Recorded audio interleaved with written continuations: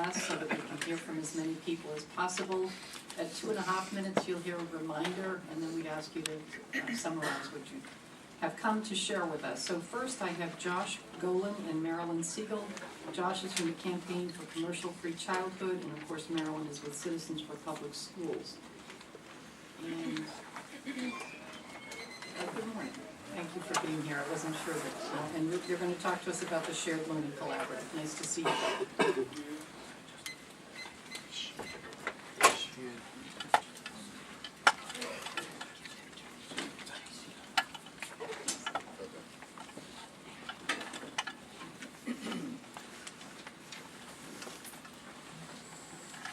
Good morning. Commissioner Chester, members of the board, thank you so much for the opportunity to testify today. My name is Josh Golan. I am from the Campaign for Commercial-Free Childhood. We are a national advocacy organization that is concerned about the harmful effects of marketing to children. We have about 50,000 members nationwide, including almost 5,000 here in Massachusetts. I am here today on behalf of my organization, as well as the Massachusetts Parent-Teacher Association and Citizens for Public Schools.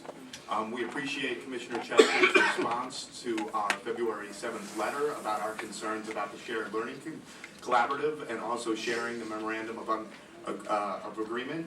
We still have a number of concerns that we would like to share here today, in addition to some new ones.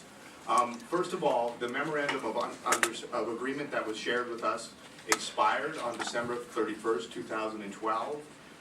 Furthermore, it said that there was a reference to data sharing agreement in section B3F, but that section was not included in what we received. So we are very concerned that there is no current legal framework guiding any data collection from students. Now, we understand from information that we got from the commissioner yesterday that to date no information has actually been collected from Everett students. That's great. We hope that it remains that way, but clearly there needs to be a clear legal framework for how that data is going to be collected if and when it starts, and as I said, we hope that we don't see that happen. We remain deeply concerned about sharing confidential student data with for-profit companies. Clearly, the database has been designed to collect extremely sensitive student data. In the information that Commissioner Chester shared with us, there were data fields for things like discipline action, discipline incident, and attendance. We see no reason why information of this sort should ever be shared with a for-profit company. It's easy to imagine scenarios where this highly sensitive data being shared with a for-profit company could be extremely damaging to a student, to that student's future. We're also concerned because data is the new currency with corporations. My specialty is in marketing to children, and I can tell you, the days where companies want to see children in front of a television, those days are over. What companies traffic in right now are children's data. They want to know as much about that child as possible so they can design their marketing accordingly. There are already 22 partners that have signed up to be part of this In Bloom database. And have access to this data. Reuters is reporting that companies are salivating over access to this data and that they see huge profits in having access to confidential student data. So 22 partners already. How will DESE keep track of who has access to all this data? Who in these companies has access to all this data?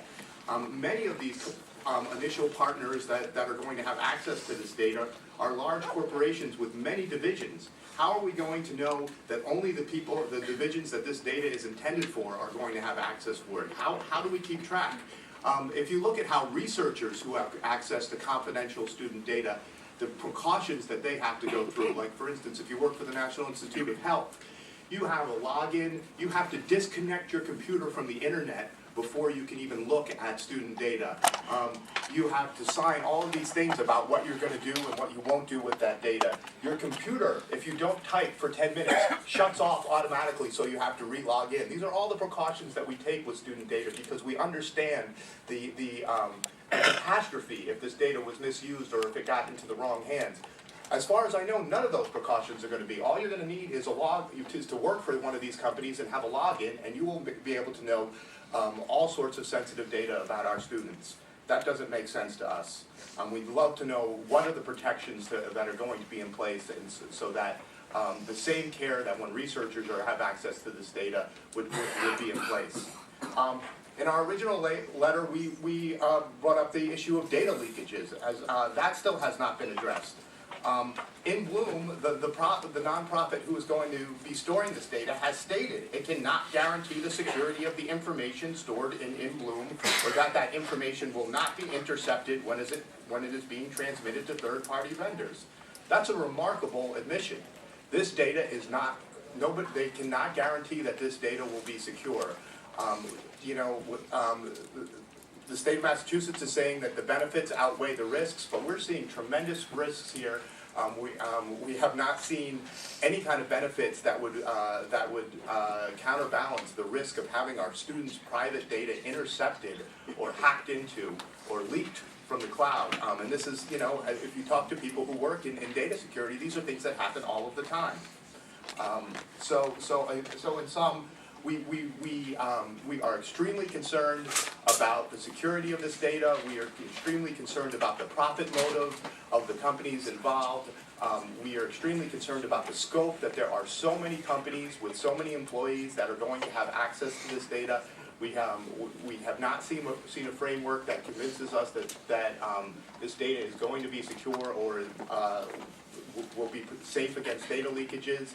And we just would like to reiterate that given all of these concerns, that if this goes forward, and we really hope it doesn't, that parents should absolutely have to opt in. The idea that my child's data could be shared with 22 corporations without my consent is horrifying to me as a parent, and it's horrifying to every parent that I've talked to about this. Good morning. My name is Marilyn Siegel. I'm the Executive Director of Citizens for Public Schools. I thank you for the opportunity to speak today, and I thank Commissioner Chester for scheduling this issue on for the meeting, and we look forward to hearing what goes on. Some of our questions hopefully will be answered later. In the meantime, we want to raise them. Commissioner Chester, in his letter in response to us, assures us that all the parties involved will be obligated under FERPA, the Family Education Rights and Privacy Act. Yet, critics have charged the U.S. Department of Education 2011 changes to FERPA violate the original intent of the law, and there's actually litigation going on about FERPA. Also, we had referenced the Federal Trade Commission, which has made some changes too in order to protect children's online protection and privacy. So the Commissioner did not respond to whether or not that meets the standards of the FTC. In Bloom has already generated considerable outrage in New York, Louisiana, Colorado. I actually gave a handout of one newspaper article. A key question about the cost to the taxpayer remains unanswered. What resources are being used to facilitate this project? What further costs will accrue to taxpayers for the long-term maintenance of this data store once the new corporation becomes independent of philanthropic support? Plus, that during the discussion later today, we will learn more about the Board of Managers in their role. There is a mention in Exhibit A of an advisory committee, and that advisory committee includes a representative from the teachers union. I was wondering if somebody can tell me who that representative is. I spoke to the head of both the MTA and the AFT Massachusetts, and neither of them was aware of a teacher representative on this advisory board. Given the concerns, we believe it is imperative that parental consent be obtained before any child's data is shared within Bloom or any private corporation. We also request that you make public the types of data that have been or will be collected from students in Everett as part of the initial pilot. We understand at this point that no data has in fact been collected. It wasn't clear to me in looking at Exhibit A with that whole list of things for 2011 and 12, if all those things have in fact taken place coming up to the end of December of 2012 when the memorandum of agreement expired. So there's a lot of questions in here, and we are confident that many of them, or all of them, will be answered today. And we look forward to hearing about what will happen, what kind of safeguards there will be, because everybody in this room is concerned about our children, our students, their safety and their protection. So hopefully together we come up with the right answer for this. Thank you. Thank you, Josh and Marilyn. Nice to see you both. The next 9 individuals who will be coming before the board are going to be talking about the guidance on transgender students. May I first ask Maureen Baca from the Mass Family Institute to join us. Welcome, Maureen.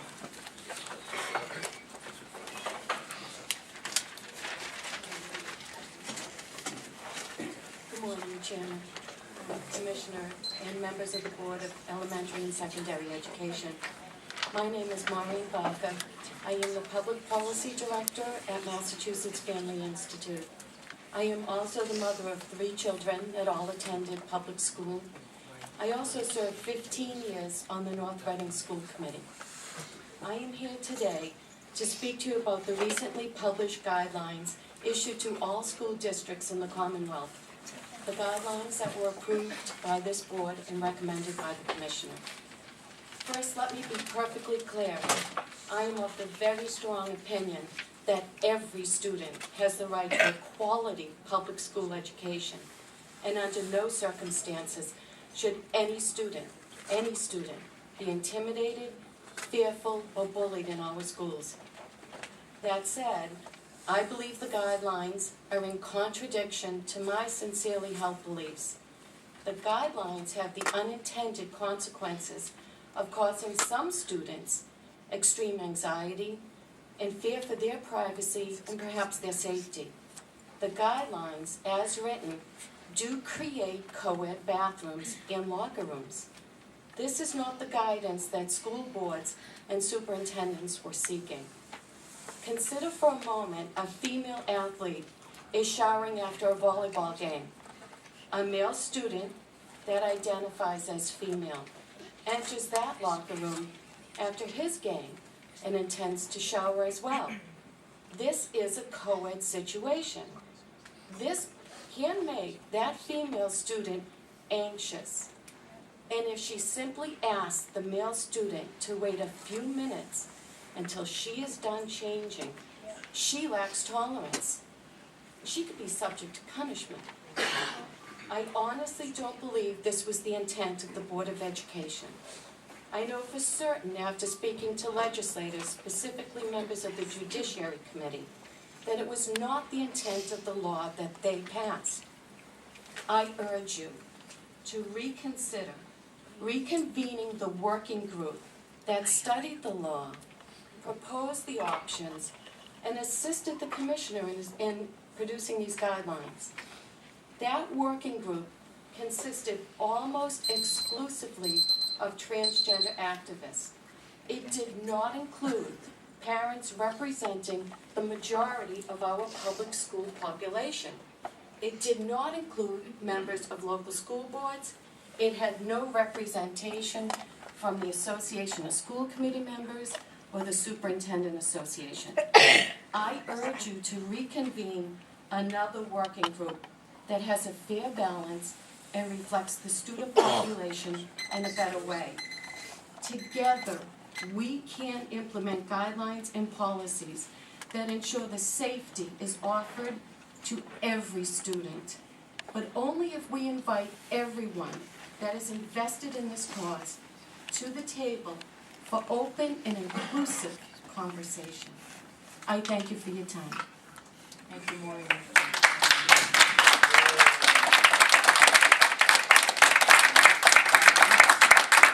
I still hear from Andrew Beckwith. And Andrew is also from the Mass Family Institute. Welcome, Andrew. Thank you. Good morning, Madam Chairwoman, Mr. Commissioner, members of the board. Thank you for this opportunity to address you. My name is Andrew Beckwith. I'm an attorney and general counsel for Massachusetts Family Institute.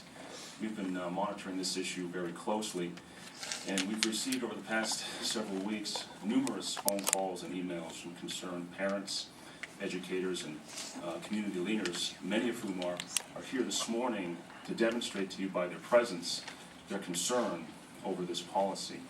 And one of the major concerns that we have is that under this policy, it sets up an unavoidable conflict of interest and privacy rights between students who have the gender identity disorder or issue and those who do not.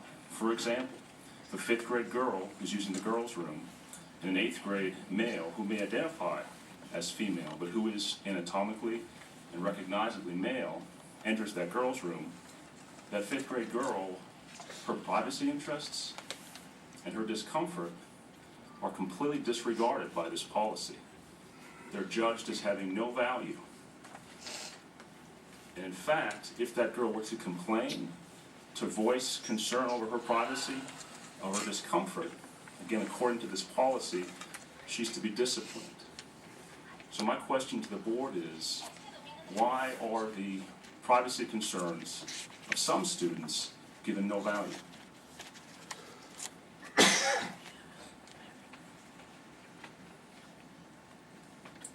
I'm a parent. I have 3 children. I have a young daughter. I know that when she goes to school and uses the bathroom, if a male were to come into the bathroom, she would be uncomfortable, understandably so. And I would like to know who is looking out for her interests, for her privacy, for her safety. And I would call upon the board, as my colleague, Ms. Vaca, said, to reconvene the working group and make sure that there is an appropriate representation of all interests and all concerns so that a policy can be created that encompasses the rights to privacy and safety for all students. Thank you.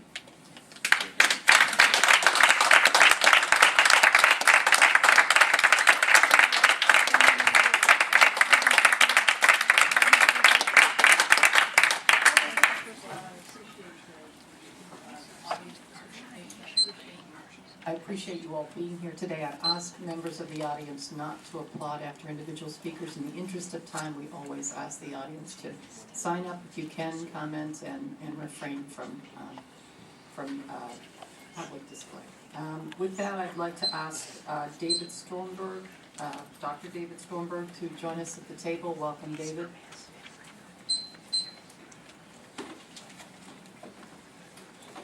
Thank you very much for the opportunity to speak on this matter.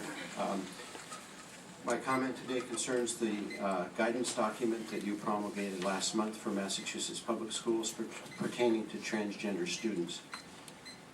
This policy goes very far beyond assuring that a student who makes a claim to be transgender will not be discriminated against because of the claim. This policy mandates that the transgender claim be accepted as valid by all, without even requiring the opinion of any medical authority. Boys are to be allowed to shower, toilet, and change with the girls, and play on their sports teams and vice versa. All in the school community must agree with the transgender student, or at the very least all must appear to agree. Any disagreement must not be spoken, and all must behave as though they agree. What does such a school teach? It teaches the student who genuinely agrees and complies that he is learned and good. It teaches the student who appears to agree, but doesn't really agree, that he is ignorant and bad and condones his lack of integrity. It attempts to re-educate the unbelieving and non-conforming student through guidance counseling and ultimately disciplinary measures. It allows for school officials and faculty to keep much of this secret from the parents of the affected students under the guise of privacy. This is mind control. What is even worse is that what you would compel people to believe is manifestly false. You insist that all believe that gender is purely subjective. However, gender as a concept is derived from bodily characteristics that reliably distinguish 2 types of person. Gender role as a concept is derived from social behaviors associated with either of the two genders through social convention. If gender were based on subjective mental states, why would it be binary? The imagination is greater than that and would not be limited to an identity as a man or a woman. By setting this policy, you arrogate to yourselves the power to enforce a radical destruction of the concept of gender. This is in no way authorized by the parents of these children, nor are you seeking to have the parents authorize it. You don't even seem to recognize the necessity of making persuasive arguments supporting this destruction. What you propose is contrary to common sense, biology, and psychology. It violates the modesty of all but a very few and indoctrinates the youngest and most impressionable among us. First, leaving the world of adults untouched. Surely the sparing of the adult world is not by design, in order to avoid arousing the awareness of an opposition of the adults while this is being done to their children. This policy goes way beyond what the legislature was willing to enact in 2011, though it makes the false claim that the 2011 law instituted the principles of this policy. Your method of educating students in this genderless world is to shame them into believing and behaving compliantly by threatening to subject them to counseling and discipline. This is a radical, immodest, covert, and completely unjustified indoctrination program, unauthorized by parents and unknown to the vast majority of adults, and aimed squarely at our children. With the full weight of the executive branch of state government behind it, and with the pretense that this has been authorized by our representative legislative body. You should cancel this policy. Thanks for your attention. Thank you for being with us today. Next, we're going to hear from William Gilmeister from Tantascwa School Committee. Welcome, William. Madam Chairwoman, Mr. Commissioner, Mr. Secretary, and members of the board. My name is Bill Gilmeister. My wife and I and our 6 children are from Brookfield, Massachusetts. They attend Tantascwa Regional School District, so Mr. Roach, greetings from Tantascwa Regional School District. I serve as a member of the Tantascwa Regional School Committee. To be clear, I am speaking for myself and not the Tantascwa Regional School Committee. Let me also be clear that I believe that all students must have a safe, fair, and supportive environment in which to learn. I am, however, concerned about the safety, fairness, and liability issues created by the Department of Elementary and Secondary Education in its guidance document titled Guidance for Massachusetts Public Schools, Creating a Safe, Supportive School Environment, Non-Discrimination on the Basis of Gender Identity. I have submitted to you a written comment that I would like to summarize. To begin, the guidance document goes well beyond the gender identity rights bill that originally passed.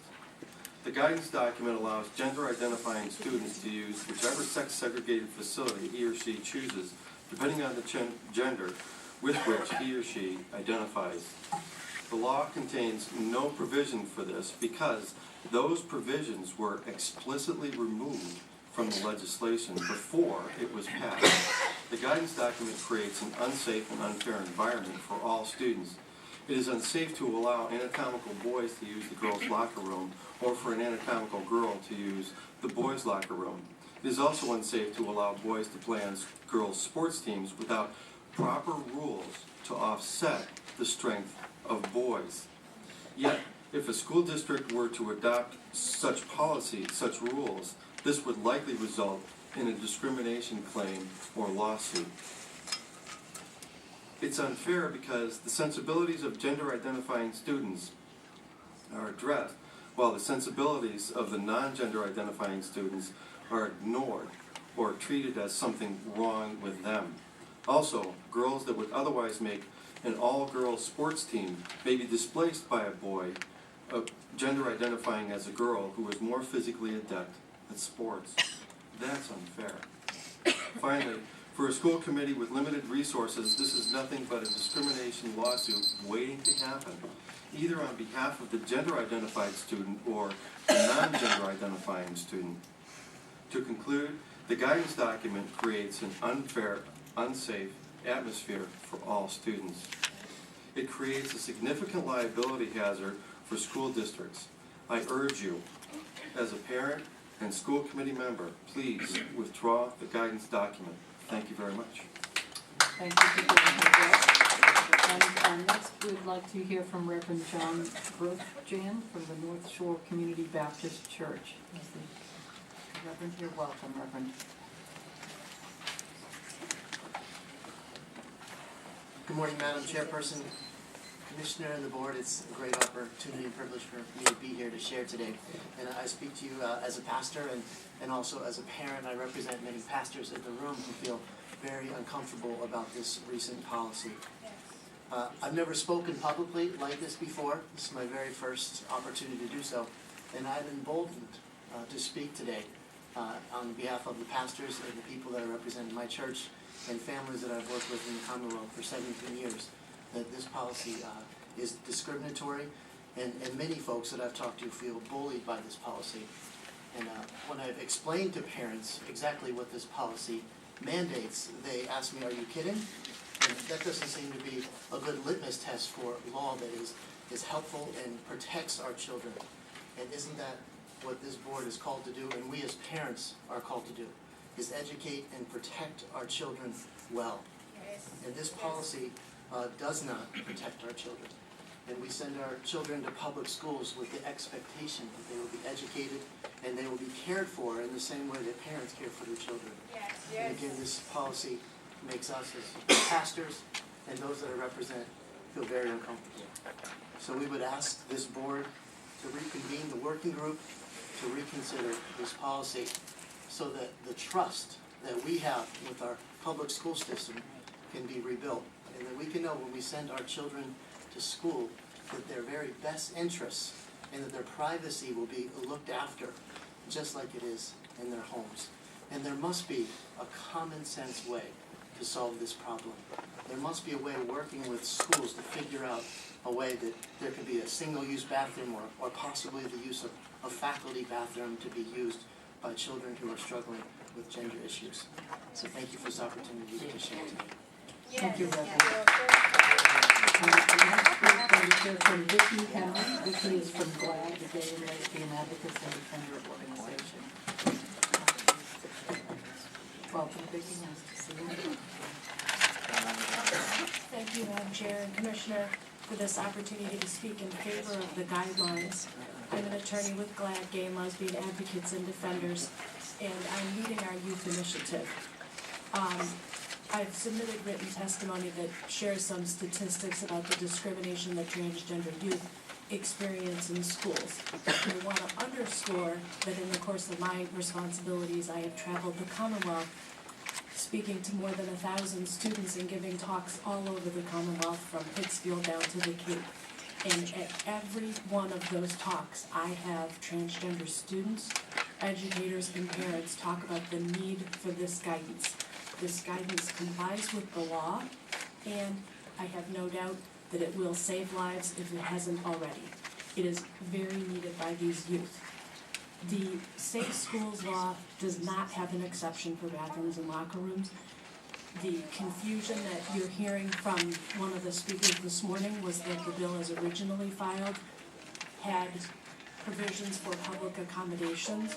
Those are things like restaurants and buses and common carriers and hotels that did not pass the legislature, but that is not language for bathrooms or locker rooms, and it should not be treated as such. To require the transgender students to be stigmatized and told that they cannot, in this area, live consistent with their gender identity would be harmful for them and would cause them great stigma and basically be the equivalent of segregating them and stamping a T on their forehead. You will hear from some testimony today from educators and parents, and I think that will be particularly moving for you, and so I want to basically yield my time to them. In sum, The general court made a policy determination that Massachusetts will not tolerate unequal treatment of students based on gender identity and expression, and DESE has carried out its leadership obligations for the proper implementation of that law. We would like to thank you and applaud you and encourage you to continue with this guidance that complies with the law and adopts best educational practices. Thank you. Thank you, Vicki. Next, we're going to hear from Athena Edmonds, the parent of a transgender child.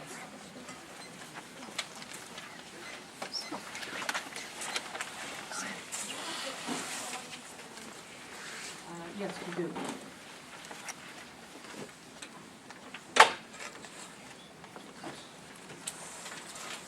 These are other parents of transgender children. My name is Athena Edmonds. My husband Penn and I live in Belmont. We have 4 children. The youngest one, Nat, is an 11-year-old transgender boy. We want to let you know how much the DESE guidelines mean to our family. When Nat was 4, he started telling us, "I am a boy, I will become a boy, I should have been a boy." In pre-kindergarten, Nat, previously Natalie, would freeze if he was asked to line up with the girls in PE or was handed pink scissors or a purple folder. Dr. Ellen Perrin from Tufts, a pediatrician who works with transgender and gender variant youth, spoke to the faculty, and Nat attended kindergarten as a girl that was a boy. In December of 3rd grade, Nat's teacher called to ask us if he could please start referring to Nat with male pronouns because Nat learned better when he was addressed as a boy. Besides that, his teacher said, his classmates were already using male pronouns. Just before he started 4th grade, his school sent a letter to his classmates' parents announcing Nat's social transition, meaning that he was living fully as the boy he has always known himself to be. Nat is now in 5th grade and he's thriving. Our school has been terrific, open to learning about Nat's needs through this journey.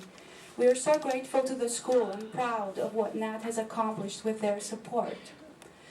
But as parents who have attended support groups for the families of transgender and gender variant children for 7 years, we know that not all families have such a positive experience. That's why this guidance is so important. For many educators, having a transgender child in their school is a brand new experience, just as it is for us, the parents. Without clear guidance, even the most well-meaning school staff have had difficulty knowing how to best meet the educational and safety needs of their transgender students. These guidelines keep parents and schools on the same page and offer solutions to problems and concerns as they come up. Integrating transgender and gender variant students into our school communities doesn't have to be difficult or earth-shattering. The DESE guidance is a great roadmap for parents and educators of both transgender and gender variant students. Our family is thankful for the leadership of the DESE in making our schools safe and welcoming all students, including Nat. And these are the parents of other transgender students. Andre, who has a daughter who transitioned in 2nd grade. John, whose son transitioned last year in kindergarten, and Marcia, whose son transitioned in middle school, but now he's gone. Thank you for being with us this morning. Comments. Next, we will hear from Zach Kerr, who's a student at Methuen High School.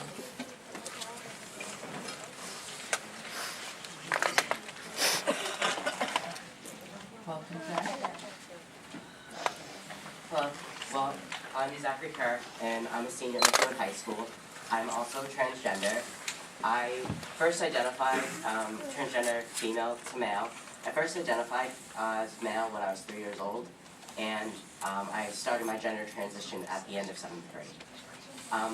I've been very fortunate in having a good experience with my school, who most things that are in the guidance, my school has done, and I'm not the only transgender student at my school. At one time, there were 5 of us, all female to male, and now they're 3. And our school has done what is in the guidance even before it was out, and we have had no problems. I use the male locker room at school, but before that, I had an accommodation, but because I wanted to be a part of who I was and be allowed to use the male locker room, I was allowed to, and there have been no problems. And if there are, then we deal with them, and we don't deal with it in a way that makes the other student feel like they're not being respected. We work on it, and it's not about making other people feel like they're not being respected. In terms of bathrooms, when I first transitioned, I wasn't allowed to use the bathroom that I identified with, and now I just can't. I have a really bad anxiety with bathrooms now because I wasn't allowed to use the bathroom I identified with.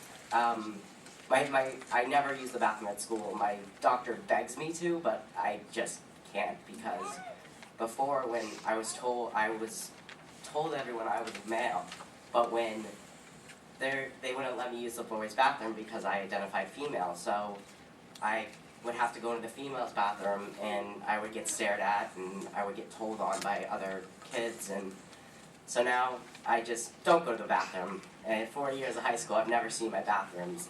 I kind of have a theory they might be like blue, maybe, but I'll ask around. I'm not sure though. You know, I've had a really good experience at school. My school has been really supportive.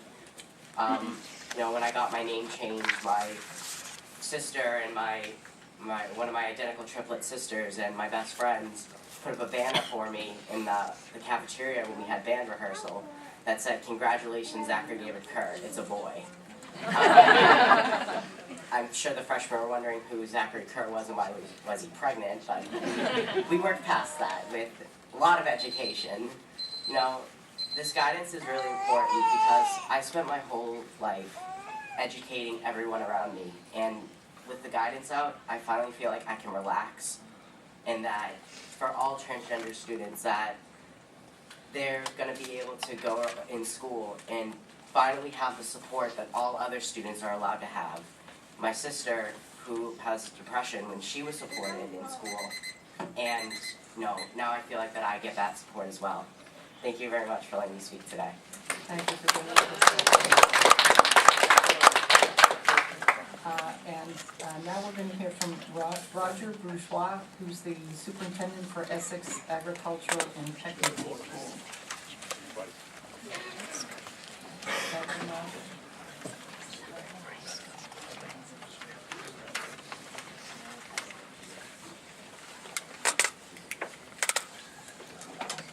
Thank you, members of the board. Thank you for allowing me the opportunity to speak in support of the DESE guidance on non-discrimination on the basis of gender identity. My name is Roger Bourgeois, and I have over 30 years of experience as a public school teacher and administrator. For the past 6 years, I have served as the superintendent of the Essex Agricultural and Technical High School, and I have recently accepted a position as an assistant superintendent in Boston Public Schools. I'm also the immediate past president of the Massachusetts Association of Vocational Administrators. Also joining me at the table here today is Superintendent Mary Jo Santoro. She is the superintendent of Greater Lowell Technical High School. She is joining me today in support of my comments. I applaud the courage of Commissioner Chester and DESE for providing this invaluable guidance to our schools in support of our most vulnerable and at-risk student population, transgender youth. From a very young age, transgender students face enormous challenges unimaginable to most members of our society. As a result, are at significant risk for discrimination, bullying, oppression, and suicide. As a school administrator, talking to transgender students and their families has made me aware of how bias, discomfort, and a lack of knowledge have created significant obstacles for transgender students in our schools.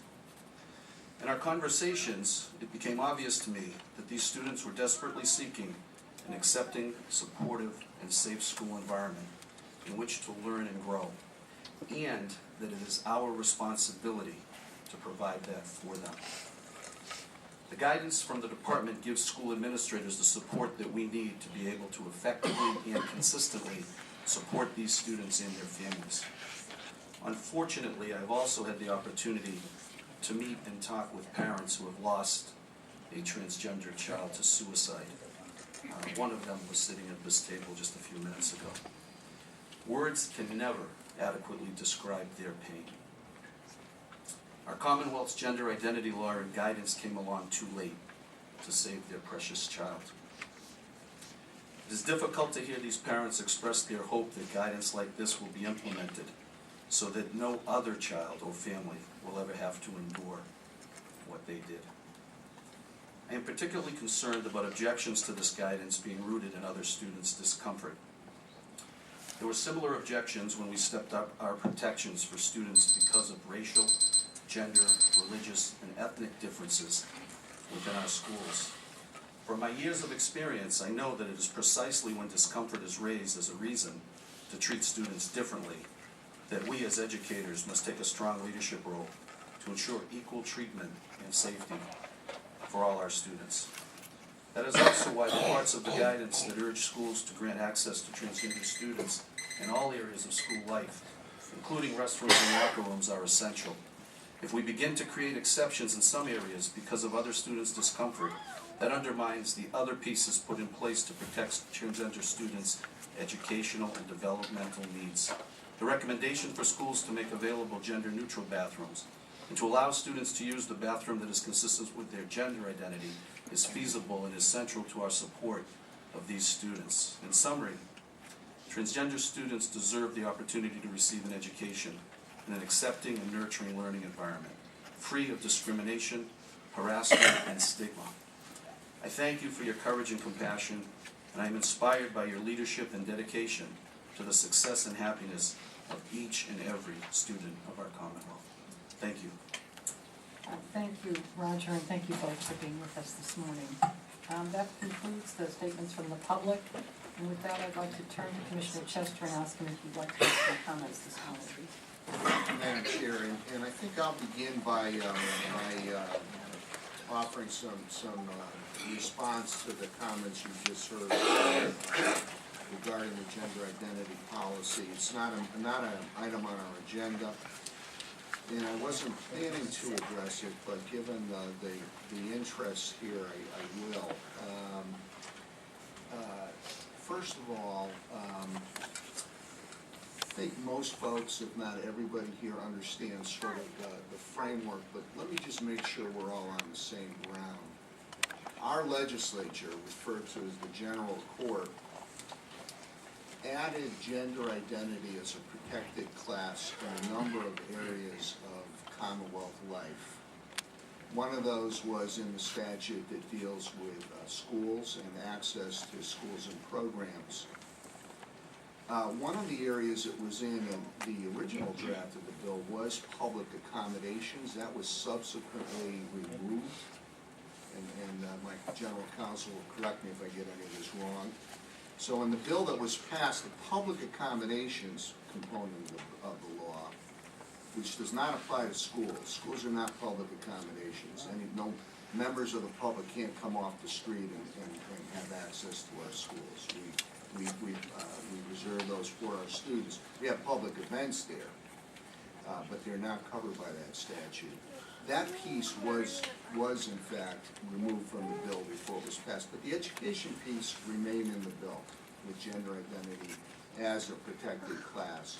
We made some revisions to our regulations based on the change in the addition in the law of gender identity. This board voted on those changes in the regulations.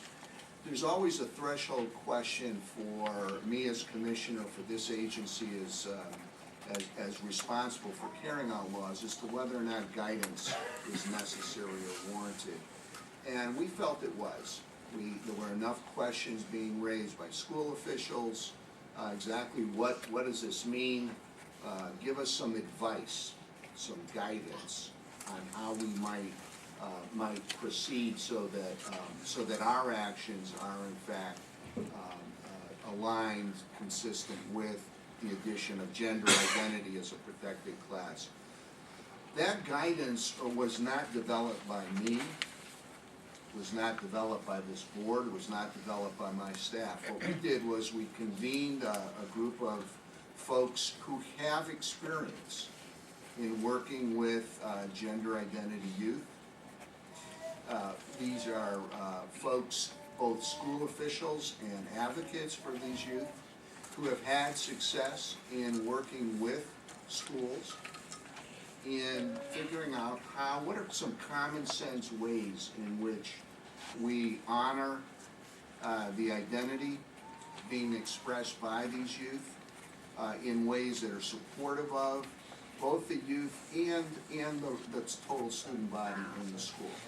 And that's where this guidance comes from. It's been referred to at various times in various comments as mandates. It's not a mandate. Guidance is guidance. It's advice to our schools. It's not a rule. It's advice. In fact, the core of that guidance is use common sense and treat each situation as an individual, special situation, and figure out a common sense approach to honoring the identity preference of the student and securing a constructive, productive environment for all students. And that is in fact the guidance that's been developed. There have been a number of assertions made that the guidance goes beyond the law. I think the law is very clear.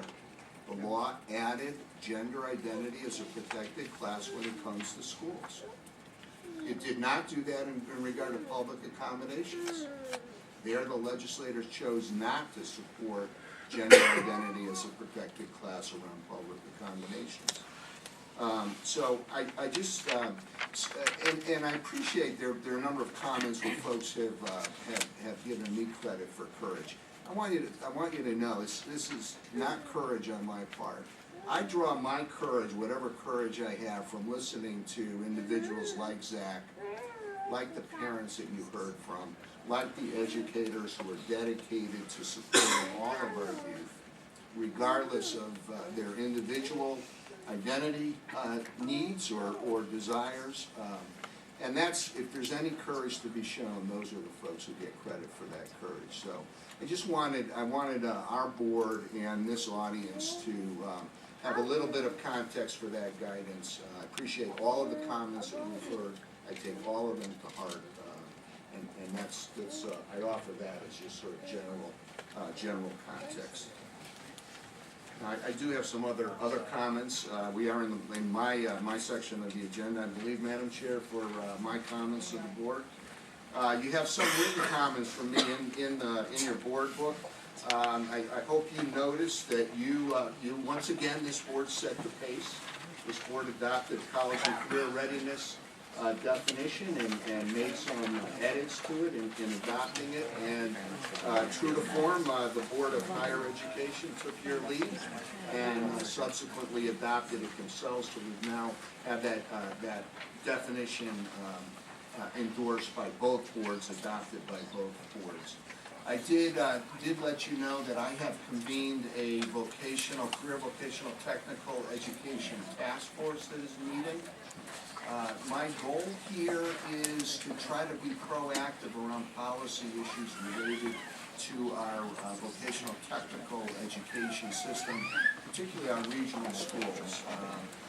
I hear lots of grievances. I hear grievances from the vocational technical sphere. I hear from the traditional K-12 sphere.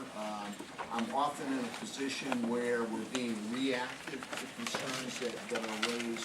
So what I'm trying to do with this is to be more proactive around policies related to vocational technical high schools. I expect that we'll be reporting out to you and make this an agenda item hopefully before the end of this school year, Madam Chair. I did share with you a number of the events that I participated in. I won't go into detail on those. The International Summit on the Teaching Profession was a fascinating event. Both the heads of both of our national teachers unions Dennis Van Ruckel from the NEA, and Randy Weingarten from the American Federation of Teachers, both part of the delegation that I participated in. In addition, last week I was involved in the Council of State School Officers Legislative Conference. I met with a number of legislators, Congress folks around education policy, education reauthorization. I gave you a pretty detailed assessment of things in my weekly email. What you see on TV about this Congress doesn't get disabused when you meet in person with our Congress folks. It's not a real productive, constructive kind of context right now. Okay, go ahead. You're right. Hopefully not without hope, but nonetheless, we are operating for the most important K-12 law, arguably, and there's a couple of really critical ones, but ESEA, elementary, secondary